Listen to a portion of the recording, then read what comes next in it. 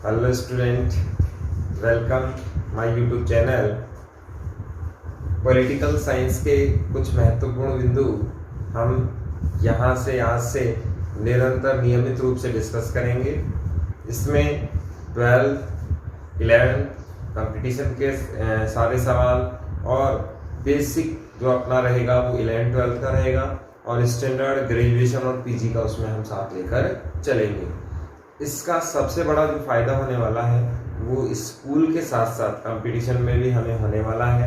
जैसा जो बच्चे ऑलरेडी पढ़ चुके हैं इन चैनल से या स्कूली शिक्षा में या कॉलेज की शिक्षा में, वे तो जानते हैं कि हम टॉपिक के साथ ही क्वेश्चन भी वहाँ पर देखते हैं कि किस प्रकार का क्वेश्चन वहाँ पर बन सकता है, चाहे वो स्कूल हो, चाहे वो कॉलेज हो और चाहे वो कंपटीशन के एग्जाम्स हो। प्रीवियस ईयर को अपन ध्यान में रखते हुए आगे लेके चलेंगे। बेसिक जो नॉलेज है वो 11th से लेकर इससे पीछे वाली क्लासों में भी अगर अपन देखें तो IR का सिलेबस तो बहुत कम है, लेकिन बेसिकली हमारा जो IR शुरू होता है वो 11th क्लास से लेकर कॉलेज पीजी तक हो जाता है। आज का हमारा टॉपिक रहेगा वो है शीत युद्ध, कोल्ड वॉर। शीत युद्ध एक बहुत आसान टर्म है, बहुत आसान पॉलिसी रही, लेकिन इसको समझने के लिए थोड़ा सा वाइड जाने की जरूरत है। बहुत सारे बच्चे कोल्ड वॉर को लेकर बड़े कंफ्यूज रहते हैं। इसमें अगर अपन 12th की बात करें, शुरुआती बेस में 12th में बात करें तो 12th में इसका बहुत छोटा रूप दे रखा है। 12th की बुक से अगर बच्चा पढ़ना शुरू करे तो सबसे बड़ी प्रॉब्लम उसके साथ क्या आती है कि केवल फैक्ट्स दे रखे हैं, कुछ घटनाएं दे रखी हैं और उसकी डिटेल्स वहां से गायब है। जबकि बीए में जब आप जाते हैं तो वहां उसको पूरी डिटेल से व्याख्या सहित दे रखा है, तो वहां बहुत अच्छे से कॉन्सेप्ट क्लियर अपने हो जाते हैं।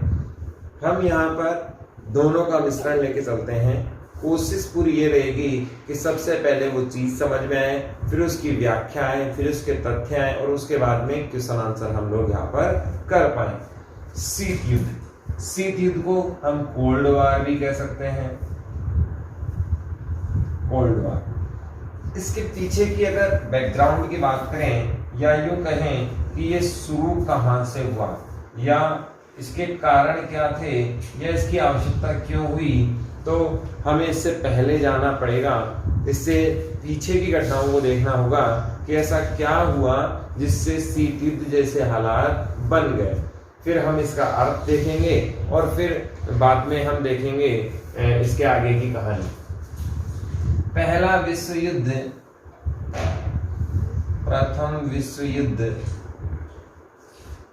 ये होता है 1914 से 18 के मध्य। राजस्थान बोर्ड ने ये सवाल पूछा था कि पहला विश्व युद्ध कब हुआ, 14 से 18 के मध्य। हम सब जानते हैं इसकी सारी घटनाएं आपके इतिहास वाले चैप्टर में भी थी और पॉलिटिकल साइंस में भी आगे जाकर हम पढ़ेंगे कि इसमें दो भाग कौन कौन से थे, क्या रीजन रहा और इसके परिणाम बाद में क्या क्या निकले। इसके बाद एक ऐसा अंतरराष्ट्रीय मंच की आवश्यकता पड़ने लगती।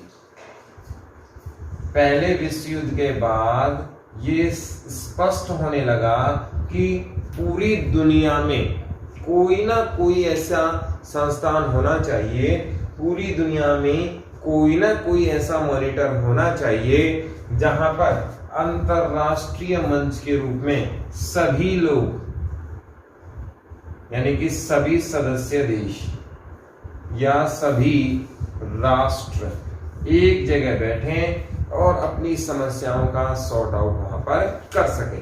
प्रॉब्लम क्या आ रही थी, विश्व युद्ध का कारण क्या था या किसी भी सामान्य युद्ध का कारण क्या रहता है कि जब दो लोगों के बीच में कम्युनिकेशन गैप आ जाता है, बातचीत नहीं होती है। जैसे फॉर एग्जांपल हम दो व्यक्तियों को उदाहरण लेते हैं, दो व्यक्तियों का उदाहरण लेते हैं। ऐसे में क्या होगा, फर्स्ट व्यक्ति और सेकंड व्यक्ति, इसको ए मान लेते हैं, इसको बी मान लेते हैं, ये दोनों आपस में बातचीत नहीं करेंगे और ये किससे माध्यम से कंट्रीब्यूशन करने की कोशिश करेंगे, संचार करेंगे, थर्ड पर्सन के मध्य। जो इन दोनों के बीच में कॉमन हो सकता है, अलग अलग हो सकते हैं, लेकिन इनके बीच में संचार रहेगा। जैसे फॉर एग्जांपल एक व्यक्ति को दूसरे व्यक्ति बढ़ा रहा है, उकसा रहा है, उसे एक्साइट कर रहा है और वो किसके प्रति ला रहा है, बी के प्रति, तो इन दोनों के बीच में आक्रोश बढ़ेगा और इसका क्या बन जाएगा, फिर युद्ध का कारण बन जाएगा। यदि इनके बीच में कोई ऐसा तीसरा व्यक्ति हो जो दोनों को एक जगह ला सके और इनकी समस्याओं को सॉर्ट आउट कर सके तो युद्ध को टाला जा सकता है। यहाँ पर जब पहला विश्व युद्ध हुआ, हमें इस क्वेश्चन को याद रखना है। प्रथम विश्व युद्ध कब से कब हुआ, 14 से 18 के मध्य। जब पहला विश्व युद्ध हुआ तो उसके बाद अंतरराष्ट्रीय धरातल पर, अंतरराष्ट्रीय मंच पर ये मांग उठने लग गई कि कोई ना कोई ऐसी व्यवस्था जरूर होनी चाहिए जहां पूरी दुनिया के देश बैठकर अपनी समस्याओं का समाधान कर सकें और दूसरा विश्व युद्ध ना हो। इसीलिए एक अंतरराष्ट्रीय मंच बनाया गया, राष्ट्र संघ, जिसकी स्थापना हुई 1920 में। राष्ट्र संघ बनाया गया जिसकी स्थापना कब हुई, 1920 में। अब यहाँ पर दो बातें क्लियर हो गई। पहला विश्व युद्ध कब हुआ, 14 से 18 के मध्य, यानी कि दुनिया के लगभग सारे राष्ट्र आपस में लड़ रहे थे। पूरी दुनिया कितने हिस्सों में हो गई, 2 हिस्सों में हो गई। इसके बाद राष्ट्र संघ का निर्माण किया गया जिसका एकमात्र उद्देश्य था क्या, दूसरा विश्व युद्ध रोकना, सेकेंड वर्ल्ड वॉर को रोकना। ये लक्ष्य किसे दिया गया, राष्ट्र संघ को दिया गया। लेकिन आप और हम सब जानते हैं इसके बावजूद भी 1939 से 45 के मध्य सेकेंड वर्ल्ड वॉर होके रहता है और इसे रोकना संभव नहीं हो पाता। इसमें दो समूह होते हैं, मित्र राष्ट्र और धुरी राष्ट्र। उसको भी हम डिटेल से बाद में देखेंगे, कहानी क्या रही, कैसे रही, कौन कौन से किस हिस्सों को नुकसान हुआ, कौन कौन सी घटनाएं इसमें रही। 39 से 45 दूसरा विश्व युद्ध हुआ। ये भी बहुत काम की चीज है, बहुत सारे कंपटीशन में पूछा जाता है कि दूसरे विश्व युद्ध की समय सीमा क्या थी या समय क्या था, 39 से 45। अब यहाँ पर सवाल उठा, पहले विश्व युद्ध के बाद विश्व शांति के लिए कौन सा संगठन बनाया गया, तो राष्ट्र संघ बनाया गया। और ये कब बनाया गया था, 1920 में बनाया गया था। इसका एकमात्र लक्ष्य जो सबसे इंपॉर्टेंट था, विश्व शांति तो थी ही थी, लेकिन उससे भी कहीं ज्यादा विश्व शांति के साथ साथ दूसरा विश्व युद्ध जैसी स्थिति ना बने, ये किसका लक्ष्य था, राष्ट्र संघ का इंपॉर्टेंट लक्ष्य था। अब यहाँ पर जब दूसरा विश्व युद्ध हुआ, इसका मतलब ये हुआ कि राष्ट्र संघ क्या हो गया, यहाँ पर फेल हो गया और राष्ट्र संघ अपने जो लक्ष्य थे, अपने टारगेट थे, उसको अचीव नहीं कर पाया।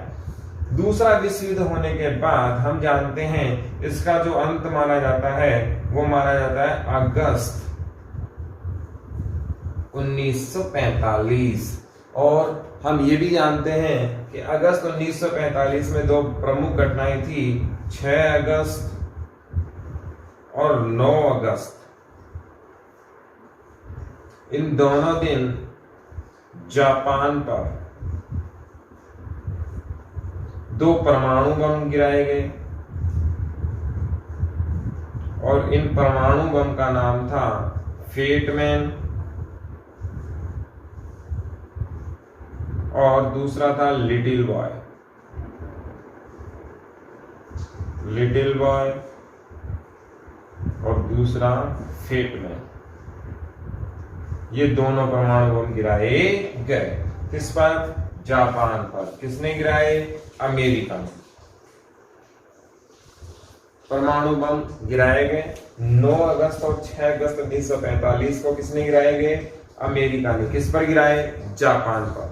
और इसके 2 शहर नष्ट हो गए जापान के। पहले का नाम है हिरोशिमा और दूसरे का नाम है नागासाकी।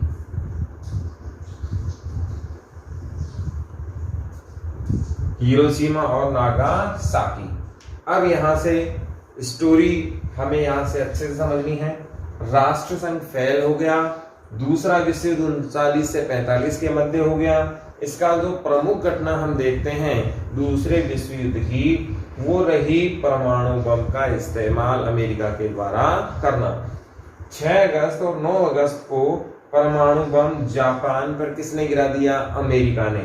जैसे ही ये परमाणु बम गिराए, ये बड़े विनाशक रहे और आज भी वहां कैंसर पेशेंट जैसे हालात हैं, वहां कोई औषधि आसानी से नहीं उग सकती, पौधा आसानी से नहीं उग सकता। हम जानते हैं कि परमाणु बम जहां गिराया जाएगा वहां रेडिएशन वैल्यू बहुत ज्यादा हो जाएगी। जैसे रेडिएशन हमने देखा था कि अक्षय कुमार की मूवी आई थी 2.0, उसमें दिखाया गया था कि रेडिएशन वैल्यू क्या होती है, किस प्रकार से विकिरण हमारे को नुकसान पहुंचाती है। और हमारे चारों ओर इस समय, जैसे मैं ये वीडियो शूट कर रहा हूं अभी आपके लिए, तो इसमें भी कहीं ना कहीं कैमरे का इस्तेमाल हो रहा है, मोबाइल कैमरे का इस्तेमाल हो रहा है, मोबाइल में सिम का इस्तेमाल हो रहा है। और सिम को ऑपरेट करने के लिए या सिम को फंक्शन करने के लिए उसको नेटवर्क की आवश्यकता होती है। और नेटवर्क में क्या होती है? विकिरण होती हैं जो रेडिएशन के माध्यम से काम करती हैं। तो ये रेडिएशन कहीं ना कहीं बहुत ज्यादा घातक रहा। तो जापान की हम बात करें तो जापान के 2 बड़े शहर, प्रमुख शहर इस बम हमले में नष्ट हो गए, जिनका नाम था हिरोशिमा और नागासाकी। अब ये बम कब कब गिराए गए? 6 अगस्त और 9 अगस्त को गिराए गए। यहां से दूसरी बात हमें और याद रखनी है कि इन बमों के नाम क्या थे? लिटिल बॉय और फेट मैन इनके नाम थे। अभी तक हम यहाँ पर देख पाए तो सवाल क्या क्या बने? सवाल हमारे पास पहला सवाल आता है, प्रथम विश्व युद्ध कब हुआ? 1914 से 18 के मध्य। प्रथम विश्व युद्ध के बाद अंतरराष्ट्रीय मंच के रूप में किसे स्थापना की गई? राष्ट्र संघ की 1920 में स्थापना की गई। दूसरा विश्व युद्ध कब हुआ? 1939 से 45 के मध्य। फिर अगला सवाल आता है, जापान के किन 2 शहरों पर परमाणु बम गिराए गए? हिरोशिमा और नागासाकी पर गिराए गए। इन बमों के नाम क्या थे? लिटिल बॉय और फेट मैन इनका नाम था। अब यहाँ पर सवाल उठता है कि जब 1945 में ये घटना हुई, इसी के साथ द्वितीय विश्व युद्ध की समाप्ति मान ली जाती है।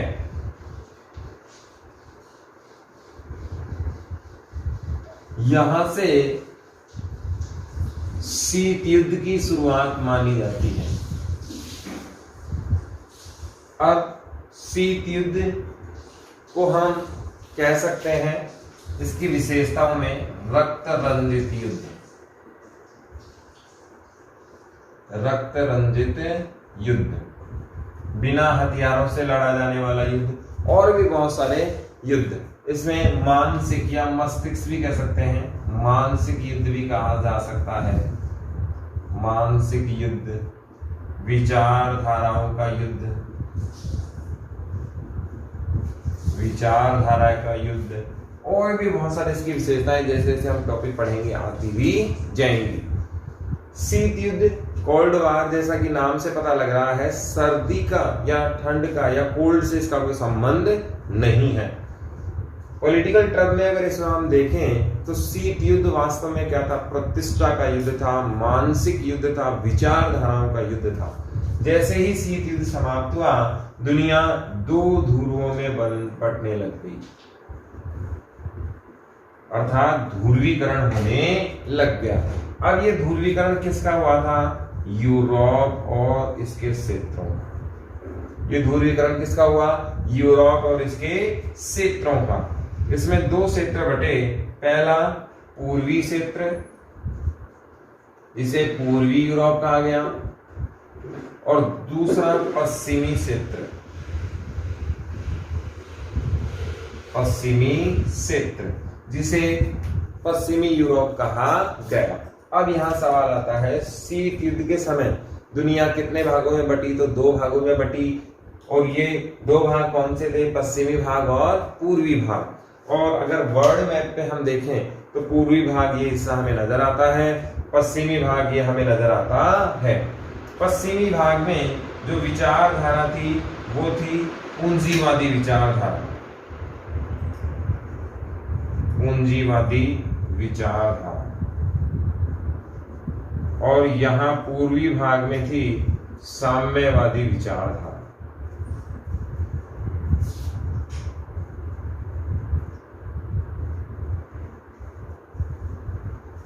अब यहाँ पर हमें एक बात और क्लियर हो गई कि इस ध्रुवीकरण का मुख्य जो कारण था वो था विचारधाराएं। पहली विचारधारा साम्यवादी, दूसरी विचारधाराएं पूंजीवादी। और ये ध्रुव बनने के बहुत सारे कारण हैं, एक एक करके हम पढ़ेंगे।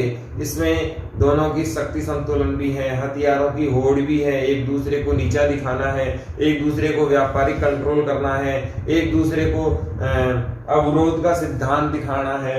हम आगे भी पढ़ेंगे अवरोध का सिद्धांत क्या होता है, रोक और संतुलन का सिद्धांत। अवरोध का क्या होता है, रोक और संतुलन का सिद्धांत, ये भी हम पढ़ेंगे।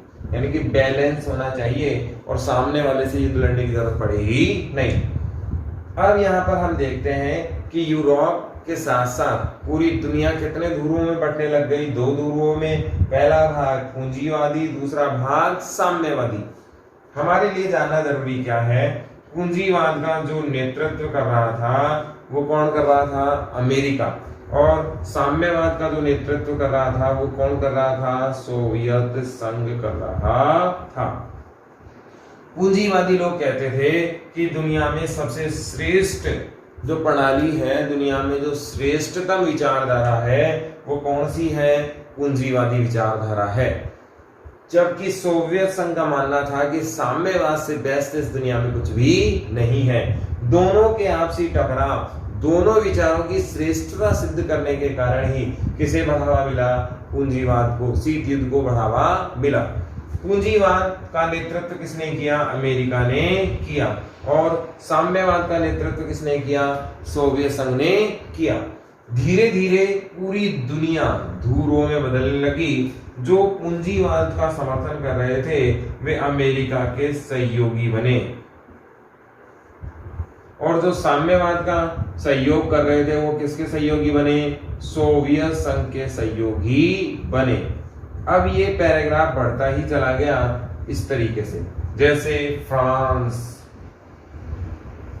ब्रिटेन और बहुत सारे देश इसमें आते ही चले गए।